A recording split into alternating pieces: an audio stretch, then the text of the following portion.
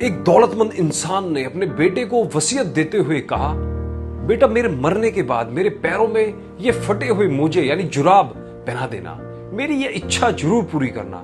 पिता के मरते ही नहलाने के बाद बेटे ने पंडित जी से पिता की आखिरी इच्छा बताई। पंडित जी ने कहा, हमारे धर्म में कुछ भी पहनाने की इजाजत नहीं है, पर बेटी की जिद थी कि पिता की आखिरी इच्छा अवश्य पूरी होनी चाहिए। बहस इतनी बढ़ गई कि शहर के पंडितों को जमा किया गया, लेकिन कोई नतीजा नहीं निकला। इसी मोहल्ले में से एक व्यक्ति आया और आकर बेटे के हाथ में पिता का लिखा हुआ खत दिया, जिसमें पिता की नसीहत लिखी थी। मेरे प्यारे बेटे, देख रहे हो, दौलत, बंगला, गाड़ी और बड़ी बड़ी फैक्ट्री और फार्म हाउस के बाद भी मैं एक फटा हुआ मोजा तक नहीं ले जा सकता। एक रोज तुम्हें भी मृत्यु आएगी, होशियार हो जाओ, तुम्हें भी एक सफेद कपड़े में ही जाना पड़ेगा।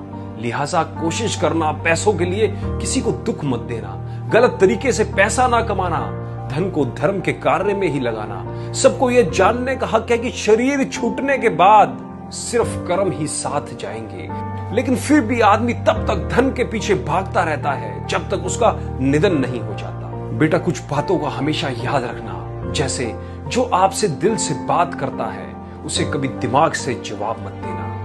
एक साल में 50 मित्र बनाना आम बात है, लेकिन 50 साल तक एक मित्र से मित्रता निभाना खास बात है। एक मिनट में जिंदगी नहीं बदलती, पर एक मिनट सोचकर लिखा फैसला पूरी जिंदगी बदल देता है।